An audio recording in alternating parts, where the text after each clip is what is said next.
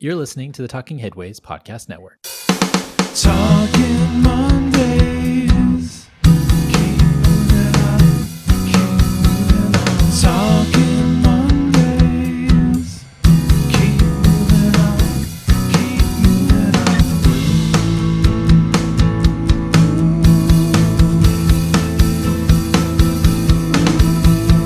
Talking Mondays. Keep moving on. Keep moving on.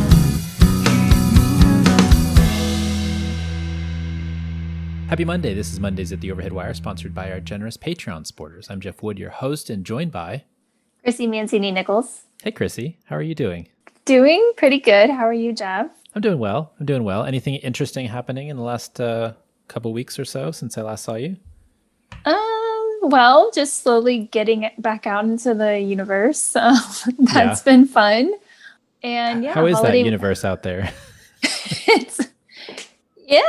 It seems to be lively again and kind of back at it. Yeah, it does. Yeah. How about you? Have you been getting out at all, or No, testing the waters? not really. We went and got drinks one night, and then that's about it.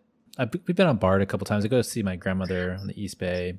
So that's my out. On Yeah, Wednesdays. I did take BART. I took BART over the East Bay too. And I went to the office on Friday. Gosh, I forgot. Whoa, And the office. Yeah, I know, woo. And I took Muni and it was packed. Yeah. So, yeah. Did you feel uncomfortable on Muni? No, not really. I mean, everyone had masks on. The bus, I was on the bus. The windows were open. It was just reminding me that I could have probably walked the 2 miles faster than the bus. Which route were you It on? reminded me of all the fun, the 30. Oh, okay. Yep. I walked home, which was fun. Did you get kneecapped by a 4 foot tall Asian grandma? Pretty much, yes. It's happened to me a few times. Love it. On the 30. No, it was it's like, wow, things are back. Yeah, and I just felt fine because I think the city of San Francisco, our vaccination rates are so high. I mean, you pretty much know everyone around you is vaccinated, so Yeah. it kind of takes away not takes away, but it kind of limits the fear. Right. And I feel like you just got to do it.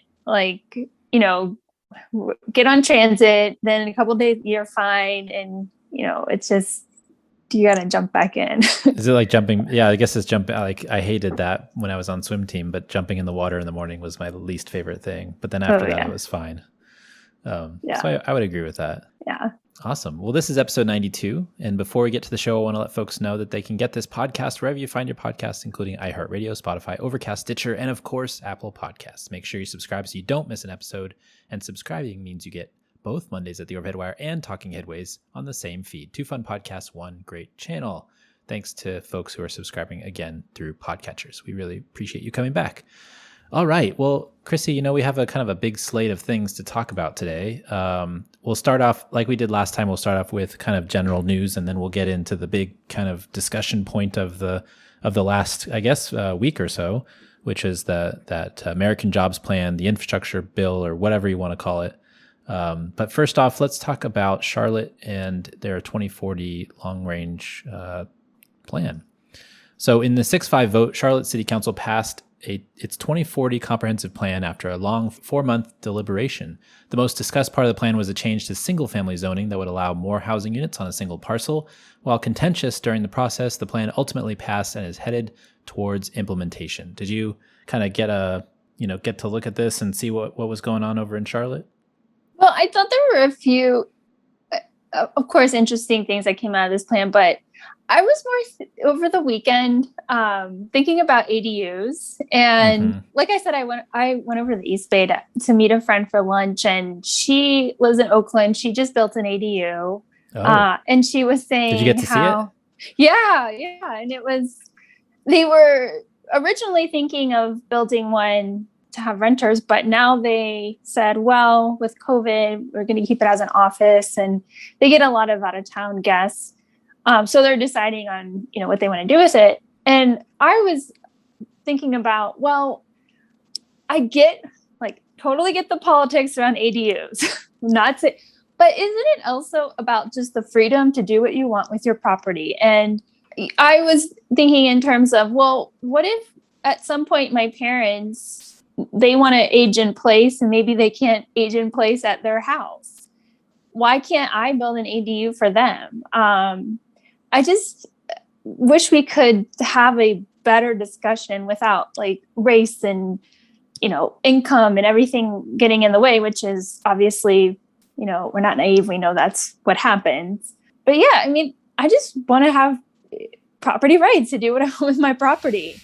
And it's just crazy because when I was reading this stat about Minneapolis, I don't know if you saw, there was a stat about since their 2040 plan, they've only built, and I know it's during the pandemic, but they only built about 70 new total units that were plexes. So in the whole city, that was, now it went from single family zoning to allowing up to 4 plexes and triplexes.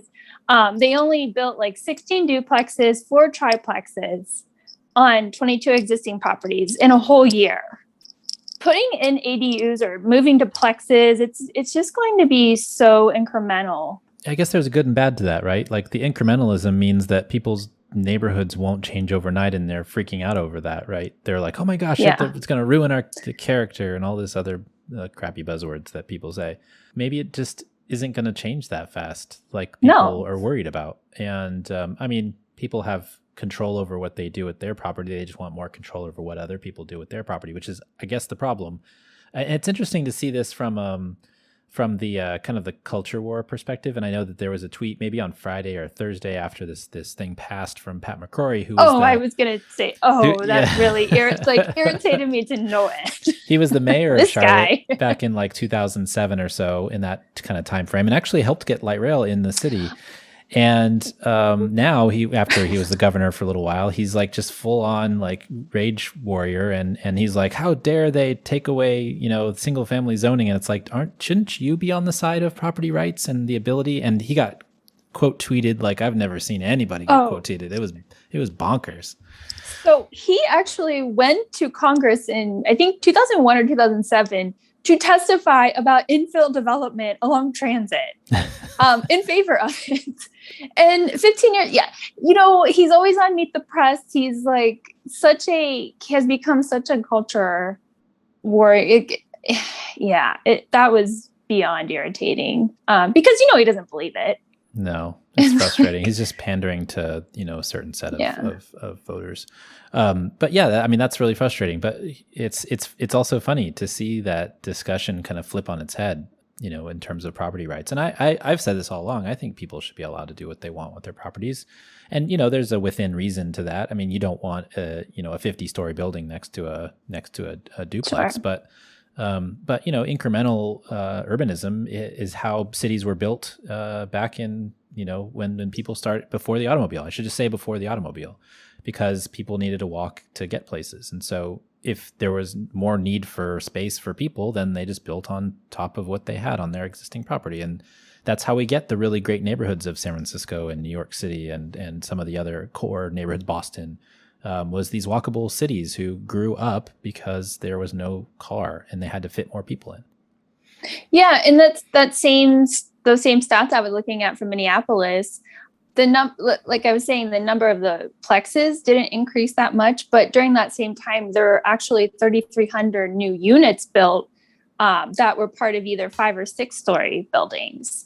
So it was about densifying the places that were already dense and allowing more density there that saw the most, those were the growing places. Because think about it, for building a plex, a triplex, it's expensive. You have to find the right lot. You're just going to tear down the former whatever's on that lot right now. I mean, this isn't a cheap process. So yeah, I just wish we could have more of a conversation about the actual facts, but well, also the efficacy of building. I mean, I'm not against ADUs for any stretch of the imagination. I think that people should be allowed to build them. But if we're talking about them as a solution to the housing crisis, they're kind of a bad solution. If you can build on one parcel 10 units, and how are you going to get 10 property owners in that same neighborhood to build 10 ADUs? It's not even mathematically comparable.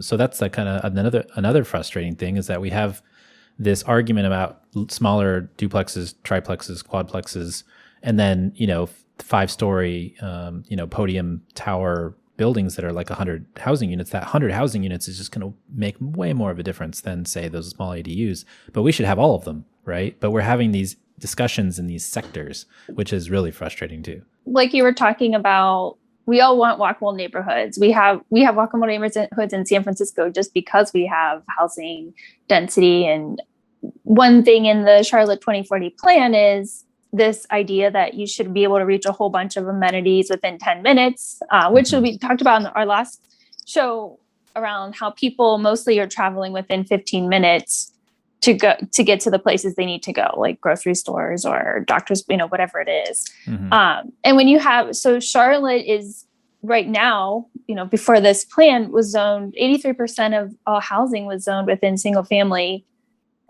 zoning areas. You can't have a 10-minute city or a 15-minute city within a single family zoning code. And you can't build the things that people want to walk to within a single family zone. So the fact that they're allowing commercial in all residential neighborhoods, those will get to some of those issues, because we're seeing people want to be within 15 minutes of these amenities and, places to go, but our zoning code doesn't really allow for that in most cities, because it prohibits commercial or retail near housing.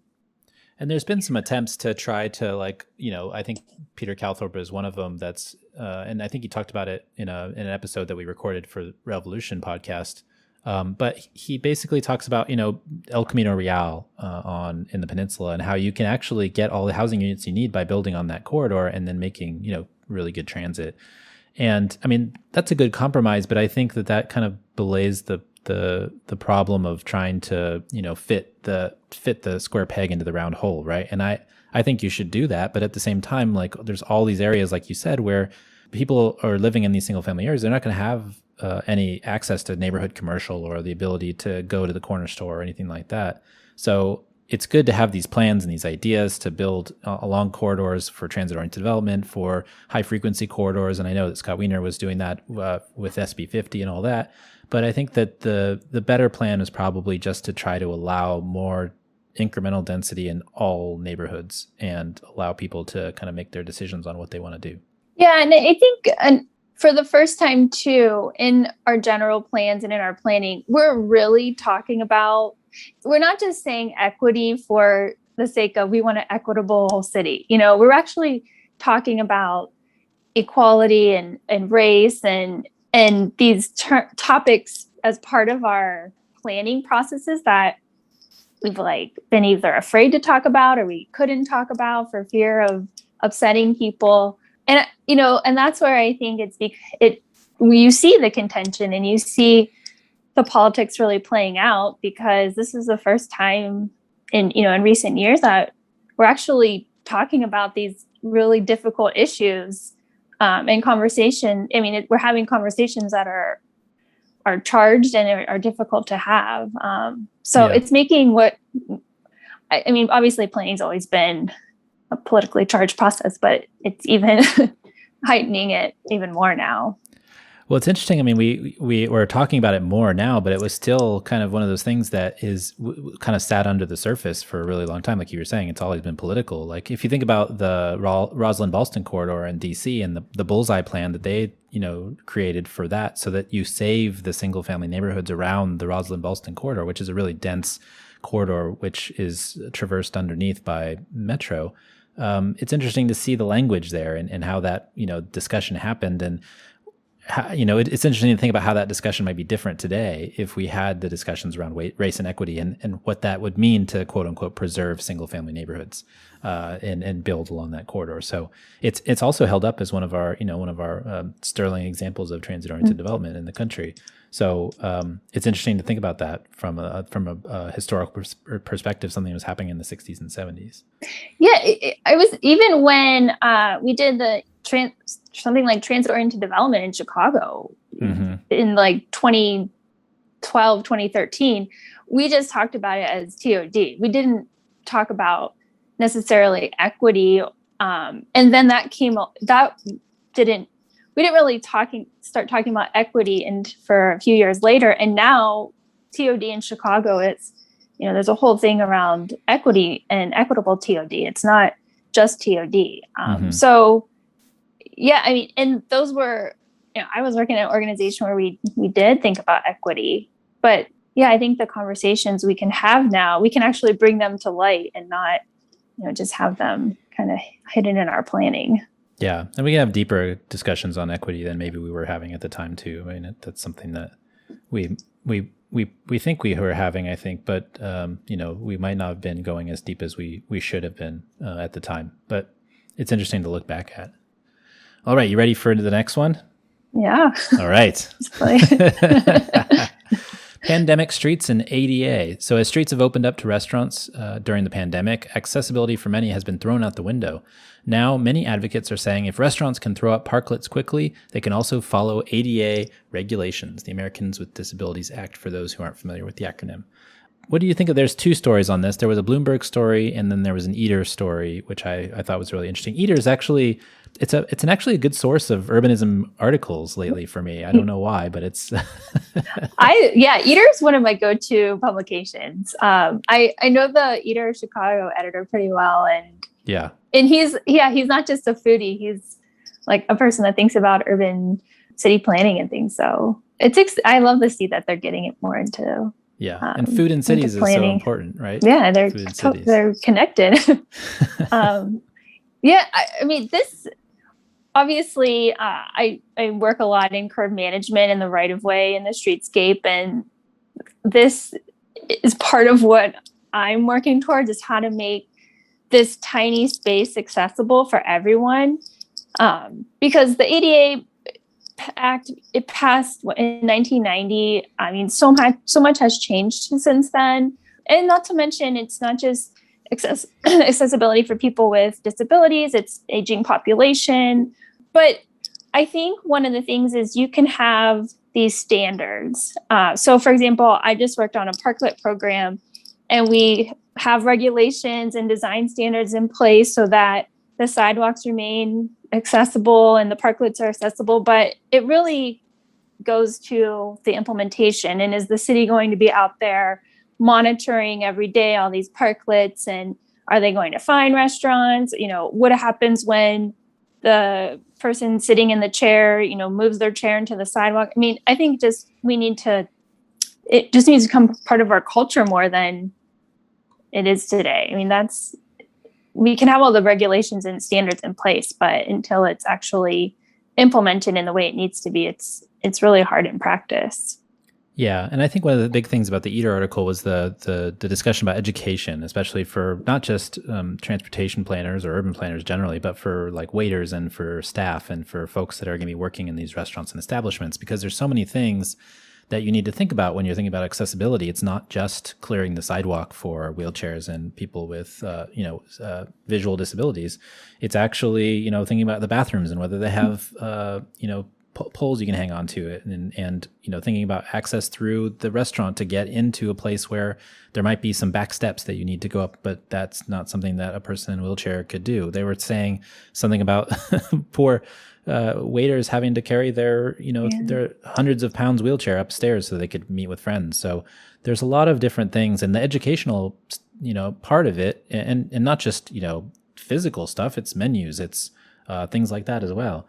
And so, the education part, I think, is a really important part of this. And I think, it makes good sense that, if restaurants and eateries and places can turn on a dime to create the spaces to make money during the pandemic, and a lot of them were obviously struggling, and this is kind of their last chance saloon for trying to get back on track. But if they can do this, it's not that much of an ask, I don't think, to ask them to be ADA compliant as well. Yeah, I was once conducting some outreach, and one of the things I kept hearing was that there wasn't enough. Well, there was all this street furniture and sidewalk furniture and trees on the sidewalk, and it was really difficult for anyone with a wheelchair or a walker to get up and down the street. And then this woman said to me, actually, she had never really thought about it before, but then she broke her leg. And then it became really personal for her. And that's all of us. It can happen to any of us. And, I just recently joined this, an ITE group where we are creating an educational piece for cities to talk about how to make accessible streetscapes and, policy and planning and in design. But again, I think you're right. It's really about education and making it more part of the culture, and just like thinking about, you're at a restaurant, or, you're in a parklet or sidewalk dining, thinking about other people and how they can get around. Yeah, and rethinking the way that we look at it. I mean, when we had Sarah Hendren on to talk about her book, and she said that wonderful, and it's the title of the podcast episode, "Disabled by a World Full of Stairs." It's the design of it all. It's the way that we set things up as able-bodied people for those who aren't the same way. And that's just gets me every single time. Another thing that it makes me think about is, like, here in Noe Valley on 24th Street, we were one of the first neighborhoods to actually have parklets. And it was partly because we wanted to close off a street, and the fire department didn't like that very much. So they were like, well, let's try these little parklets. But what happened was, and what was really interesting is that, like, in front of Martha Brothers and across from now what is the Noe Valley Town Square, it actually opened up space by building a parklet, because all the people that used to be sitting on the sidewalk that would crowd out, the area with the dogs and their strollers and all that stuff, they actually got a new place to sit, and it was, pushed back a little bit. So they actually opened up the space for more people. So it's not saying that parklets can't be actually a solution for some of the accessibility issues that we seek. It's actually just saying, think about these things in more detail when you're doing it, because it might actually help. Yeah, that was my argument to a city council, was that if we can move all of the stuff to the parklet, your sidewalks become open. Right. And, you don't have to jam everything on this tiny, tiny space. And in most cities, it is a tiny, tiny space. So, yeah, I mean, that's the argument I've tried to make before. It makes me think of that picture that's been circulating around where the ones where, I can't remember exactly who drew it, but, it's basically everything that's not a sidewalk is a pit, the road. And if you fall into the pit, you're like gone. We have these narrow things, and we don't actually, I mean, it's true. We kind of design it like that, but it's an interesting way to look at the way we've designed our streets and sidewalks, to where if you step off the sidewalk, you're going into the abyss, I know. as it were. Well, that's why I think a lot of cities are working on road diets now, because they are being pushed in some sense because of aging populations. And, that's where it's always a struggle, because you're removing parking to widen the sidewalk. So we're trying to figure out, well, it's okay if you remove the parking. Like there's usually plenty of parking nearby. I mean, this is cities large and small. Even some small cities like of 5,000 people with robust town centers, they're looking at road diets and removing parking and figuring out, well, we built this old parking garage that no one's using. Let's move the cars there, create like some kind of mobility hub, or, with shuttles or something else, and widen the sidewalks, because we want those spaces for people. I was in Sonoma a couple of weeks ago, and you've been to Sonoma many times, I'm sure. But the town square is a really nice little quaint place, and the amount of parklets there is amazing. But it could also, I mean, the streets are, even with the parklets, the streets are still wide, and it definitely could use some traffic calming. I also think, and you probably have a lot to say about this too, but having people, I think so often we have people in leadership positions or making these decisions that aren't part of different groups or have different perspectives. And even with, like, I ran an event or a forum once on planning transit for women, and how the issue is, well, you can have great intentions, but there's not a lot of women in leadership positions in transportation or at transit agencies. So, the lived experience is so different. And, making sure that when we're talking about diversity and inclusion, it's people it's gender, race, and people with disabilities are really at the table so that their voice is heard when we're talking, when we're planning for our accessibility. Yeah, that reminds me. I think if folks listening to the podcast are in the Bay Area, at least, are disability advocates. I mean, there's openings, I think, right now for MTC's policy board, which is, I think, is a 4-year term. And they were asking for folks, equity advocates, disability advocates, and folks to sign up. So go to MTC's website, and if you want to take part in that, because I think it's important to have all those voices as part of it, because there's things that I don't know that obviously we're all still learning, because every time I read a new book, like Sarah's, I find something new out that I'm like, whoa, that's really, turned my brain around, and I love it. But it also means that I have, shortcomings as well. I think like we all do. Well, we're educating ourselves though. Yeah. Yeah. We could always do more. Yeah, I think we could always do more. All right. So our last regular article, this one is a kind of a double feature. There was a piece in the New York Times by Emily Badger, and there was another one in the PNAS. What is PNAS? The National Academy of Science. The proceedings of the proceedings of the National Academy of Science. It could have gone real wrong there in a second, just because of the acronym. But yeah. But yeah, so the one in the Proceedings of the National Academy of Sciences was really interesting, and Deborah Salon from Arizona State, who was also one of our podcast guests, actually wrote me last week and was like, "Hey, check this piece out," and I didn't realize that it was part of Emily Badger's piece, but it was really interesting to look into it. And basically, it's will pandemic changes stick? It's difficult to change human behavior, but a disruption on the scale of the current pandemic has the potential to bring about long-term changes. Using responses from about 7,600 surveys, researchers took a look at whether pandemic-related behavior changes to work, travel, and shopping patterns are likely to persist in the coming years.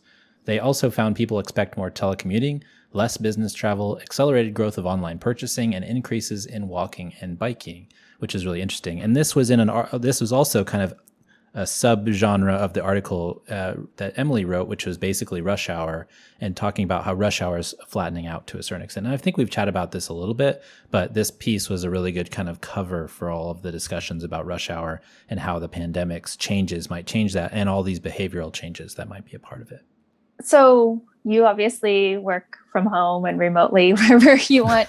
And, I do too. And I wonder, remote work and, how will that change?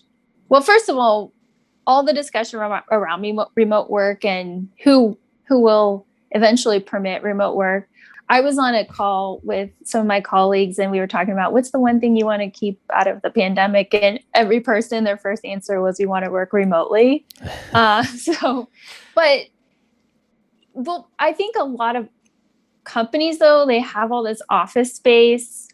So we're going to see, they're still paying for all these leases. So how will this play out over the next 6 months? Or as those leases come up, will companies renew the leases and then allow for a little more leniency and flexibility on remote work?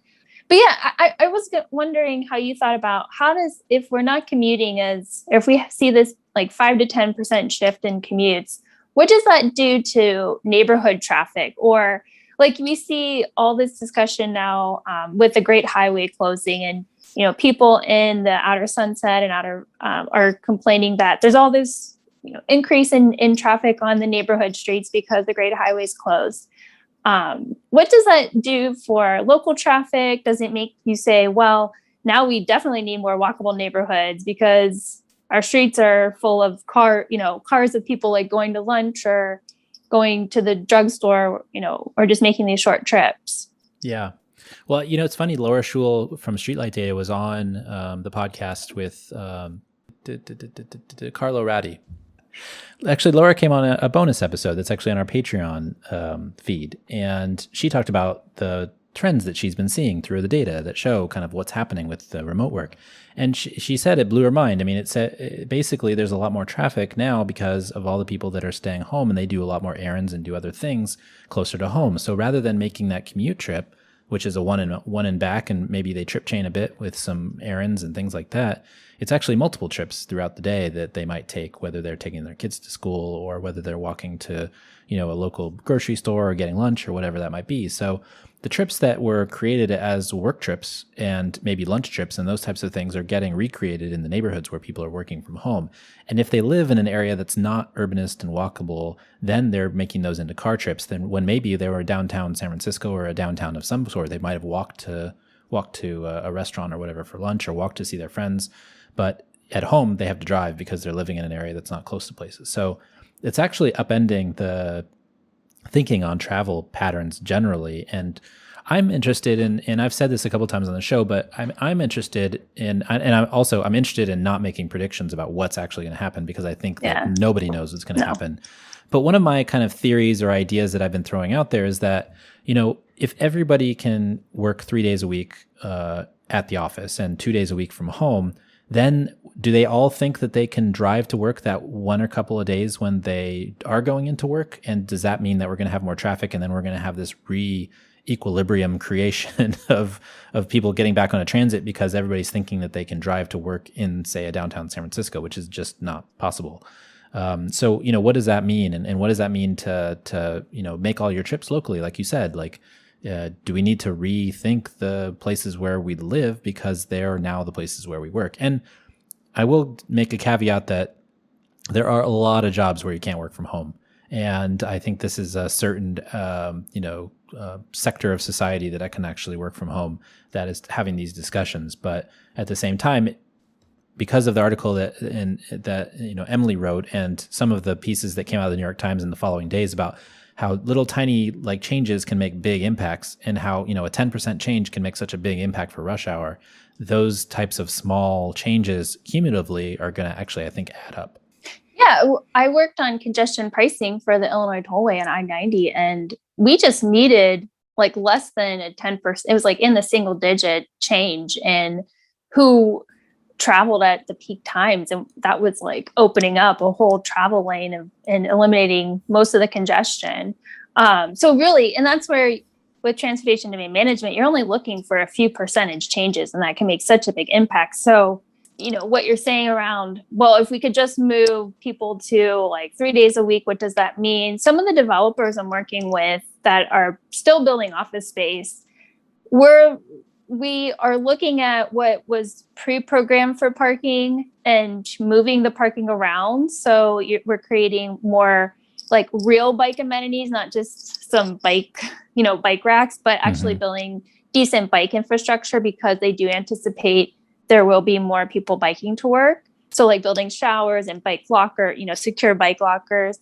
But I was thinking along the lines of where you are, where we're talking about remote work because we can work remotely, but these peaks, these traditional peaks we've looked at, peak commute times, and most trips aren't commutes. But what does it mean for the people that can't work remotely? How do we change our transit system and build it around the people that actually are going to use it? Because most, obviously service industry jobs, which are, mostly oftentimes lower paying than office jobs, those are people that rely on transit even more. So do we do something like what San Francisco did during the pandemic, where they just rerouted service and increased service on lines that where more essential workers lived and traveled to work? That's where I think what does it mean for transit if people think, oh, we're just going to drive in a few days a week instead of taking transit, and those are the office workers? That when you think about what transit it's based on, your funding is based on your passenger miles and your riders. I don't know what that's going to look like. But then do we really instead revolve service around people that need it? And does that increase transit ridership? Because you're providing more service throughout the day during times where those people actually need to get somewhere. And we're not focused on these 9 to 5 peaks, 9 to 5 commute peaks. Well, there's a quote by Jarrett Walker in this piece, inside almost every transit agency, inside its politics, inside its decision-making, there's an inevitable conflict between suburban commuter interest, who's trying to get out of congestion, who's very focused on the problem of peak congestion. And then there's the interest of people trying to get around all day, which is his quote. And I think that encapsulates kind of what we were talking about is can we calibrate our transit systems to actually support more ridership and not focus on those suburban politics, as it were, and the peak hour congestion. We design our systems for this weird 3-hour time period a day, when really, what we're finding is that, and a lot of those trips are work trips, but maybe we're barking up the wrong tree, and we need to serve, the everyday trips. Yona had a really great piece that came out yesterday, or maybe it was actually on the Friday in the weekend, talking about how we've lost ridership in the last 50 years and why. And, some of that spatial mismatch that comes with that is the fact that jobs have dispersed away from those major metros that actually had, service before, where people were working. So now, there's the same amount of jobs percentage wise in New York City, but many more jobs are in the Southwest where they don't have as much of a transit culture. And so that's kind of driven the reduction in ridership. And so maybe the reversing the ridership isn't about the commute. Maybe it's not about rush hour. Maybe it's just about serving people who have a place to go inside of an area where a lot of other people have places to go, rather than just a few people have places to go. There's another interesting piece that I referenced in my newsletter yesterday when I was relating to Yona's piece. There's a study in the Journal of Royal Society Open Science, and they modeled car traffic, and they found that if you try to make it easier to drive, it makes, and this is, kind of induced demand generally. If you try to make it easier to drive, it's actually going to create more drivers, right? And so you make things worse for everybody else and you make more traffic. So despite its simplistic nature, the model is instructive, showing the logical fallacy of attempting to reduce drive times by increasing the use of cars.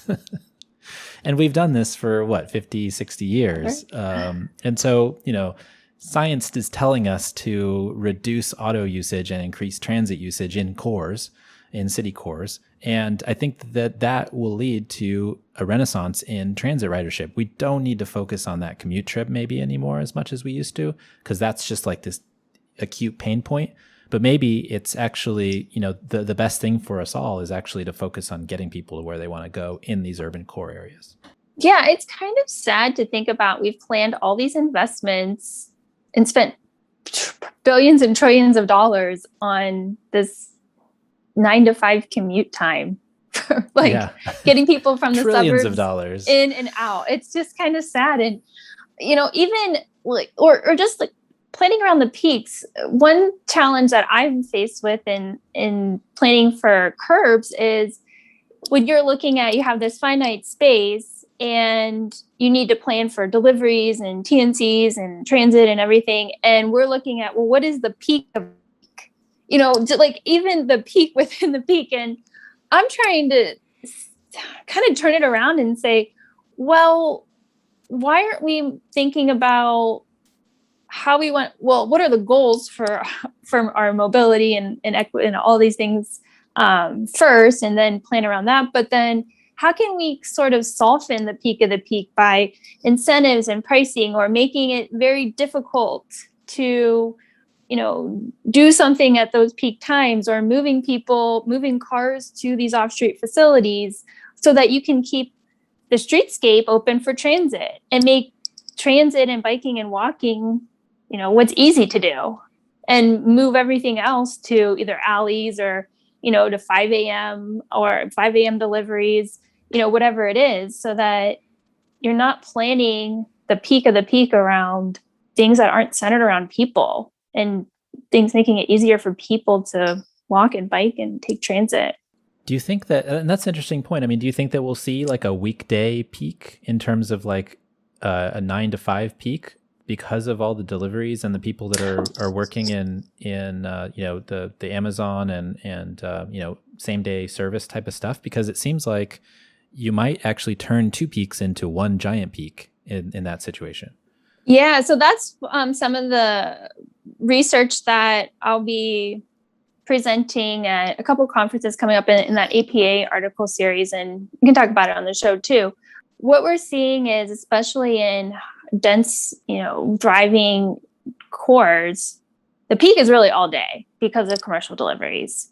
So that's what we're figuring out. Well, how do we soften the peak so that you're not just having all this double parking, or, FedEx, UPS, Uber Eats, and everything else cramming up the curb space? what else? What can we use parking facilities that are sitting empty? Can we use alleys? What can we use?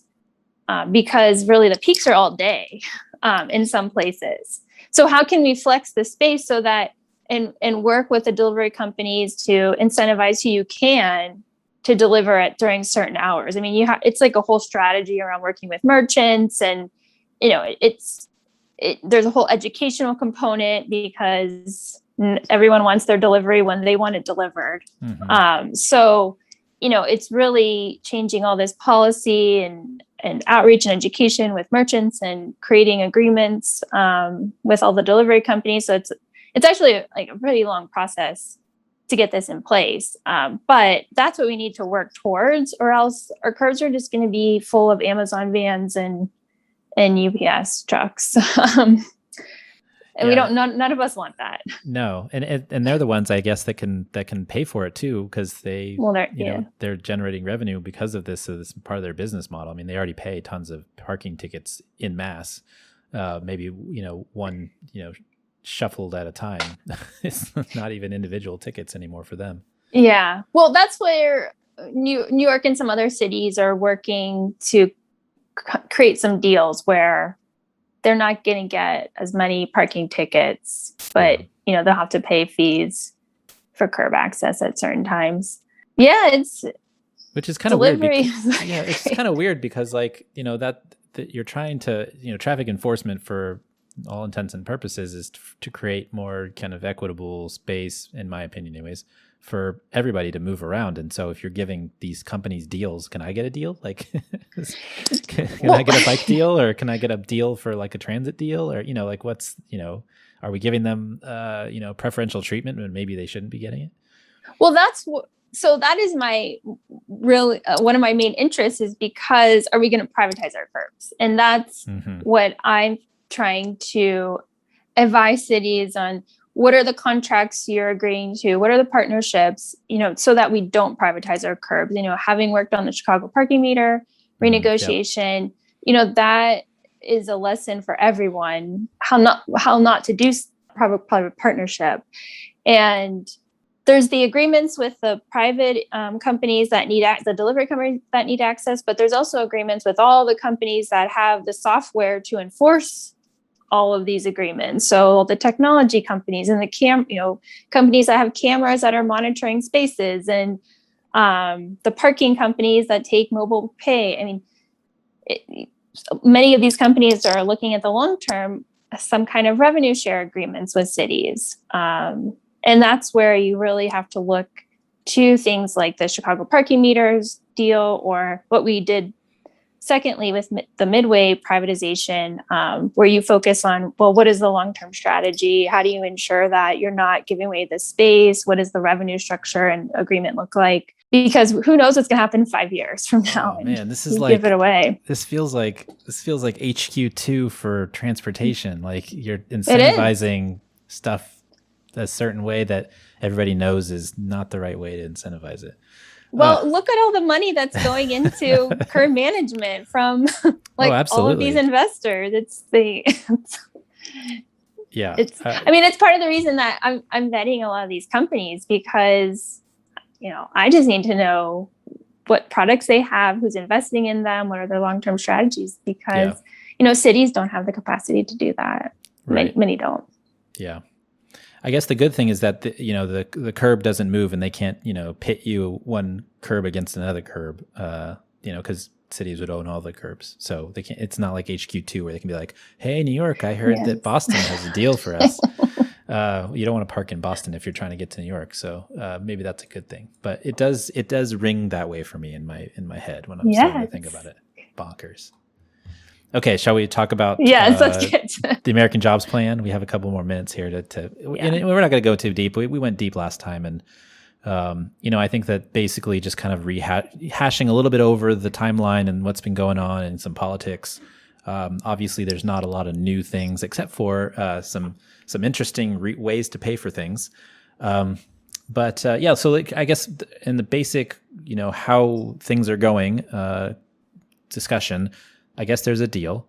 And there was a deal made last week by Republicans and Democrats, the Gang of 10, I'm going to call them, continue to call them. And I'm not sure what kind of got the deal to click in, but there's like these agreements on IRS enforcement that's going to take in a lot more money. I guess they're hoping that $40 billion of IRS enforcement is going to equal about $160 billion of revenue from taking in, which means that we probably should have been doing that before. Why are we cutting the IRS? And then there's also some other things like these weird macroeconomic impacts that's in there too. I forecasted a lot of revenue for bills, and that is definitely that's just BS. Is that the most fun one you've seen?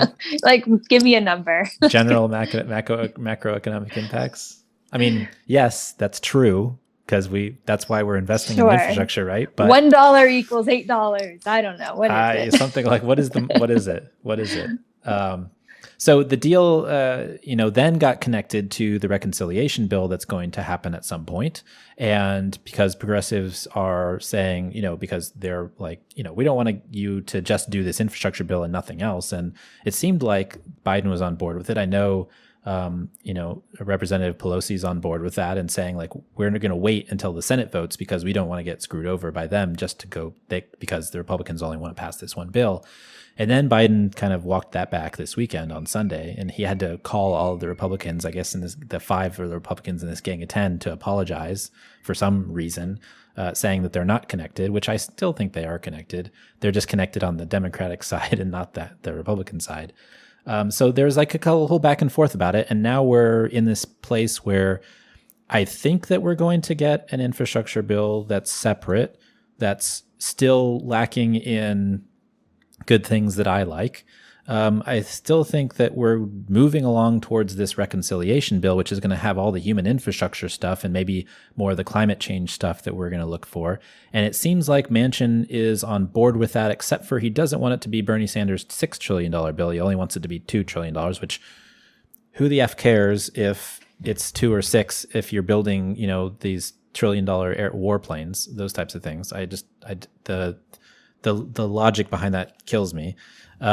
And, the deficit and all that stuff, I get it. We have to pay for things. But at the same time, like, we need to up our game in terms of protecting humans that are residents of the United States. And so there's this whole kind of thing going on. And so I was impressed that Manchin kind of nodded and said, yes, we're going to do a reconciliation bill. I was impressed that Pelosi and the Democrats are saying we're not going to do just an infrastructure bill. And so we're going to hold you to, you're going to Senate, you're going to do this first because we don't trust you. And then I'm also impressed that, all this might actually get done. And obviously it's not going to be everything that on everybody's wish list, but maybe something might happen. Yeah. I mean, the $6 billion, there's Bernie's $6 billion and then the $6 billion that President Biden initially had proposed. I mean, you knew that was going to get whittled down through compromise because that's how it works. That's why you got to shoot for the stars and you'll get to the moon. Yeah. But it isn't. Speaker Pelosi says she's committed to the reconciliation on all the human infrastructure spending. I believe her when she says that she said it ain't gonna happen without both of them. I believe she's not going to walk it back. What she says. She's not going to walk it back. No. But I think it will be interesting. So if the Senate does pass the traditional infrastructure bill, and then does she hold up the 2 bills in the House and pass them both at the same time? Just what is the timing on that? How does it work? And so far, Mitch McConnell's been pretty quiet, other than making some random remarks that, I don't think the Democrats really gave a lot of, airtime to, but I don't think he's serious. Yeah. So. Yeah. I mean, I think he has this Republican cohort that wants to get something done. And hearing them on all the Sunday shows, I mean, the Republican language was pretty positive on the Sunday shows. And they said, well, the president called me, we sorted that out. We want to get something done. For us, I think it is how moderate is the bill, the infrastructure bill. Is it we don't really know what's in these categories. We know the funding limits, or these set funding limits, but we don't know if it's building new roads or prioritizing maintenance. So that's what we're all waiting for. Yeah. And I think that's the frustration, especially with advocates. I mean, you hear Beth Osborne and talking on Twitter about how, well, you give us the $100 million. What does that mean? Does that mean you're going to do this? I mean, we have no goals associated with it. It's just money. That's to be told. Is it going to state transportation agencies? Because those are just going to go to expanding roads. They have no quarrel about where to put the money unless there's strings attached to it or regulations that are attached to it. So, we need to know what it's actually going to be paying for. You have pay-fors, but what is it paying for? That's basically what she and Kevin DeGood and some of our other friends over on the East Coast are saying.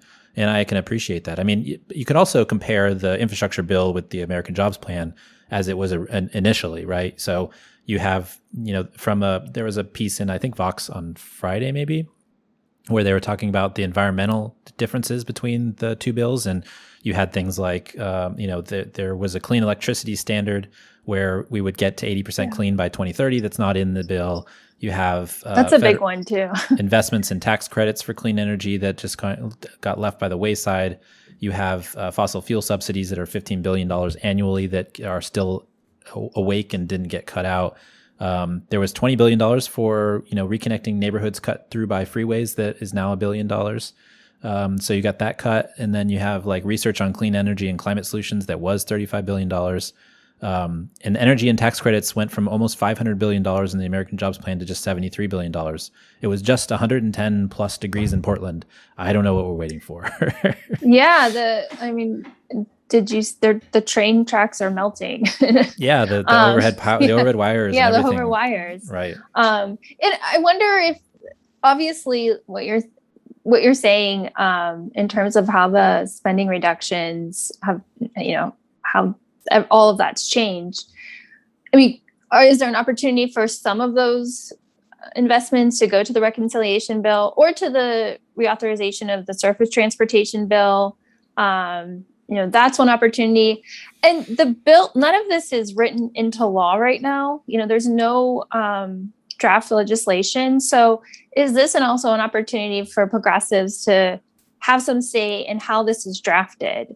So that you say, there's $49 billion for transit, what does that mean? And actually draft some of that language. I mean, the thing that the only concern I have is this vote isn't coming until September. Right. And that's a really long time from now.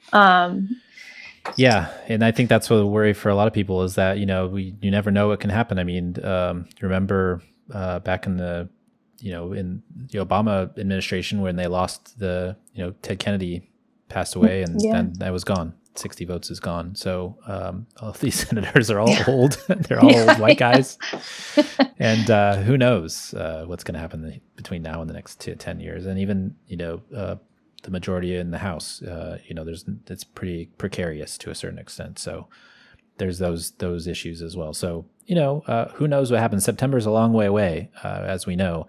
And if they're just going to work on this over the July 4th recess, which is weird to me, that's not a recess if you're working on bills and stuff, but I guess that's how it works. But it's a long time from now. And hopefully, like you said, some progressives, and I'm using the term progressive lightly as in a federal perspective, not local, because there's a huge difference between that. But the progressives are looking for some really good ways to kind of tweak the rules and regulations to make sure that money goes to where I think it really needs to go. Because if it just goes to more roads, then forget it. I mean, like I said, 110 plus in Portland, I'm done. Yeah. I do think one thing that President Biden, climate has been one of his number one priorities. This is his shot at fixing it. And obviously he knows that. And you just hope it doesn't drag out so long.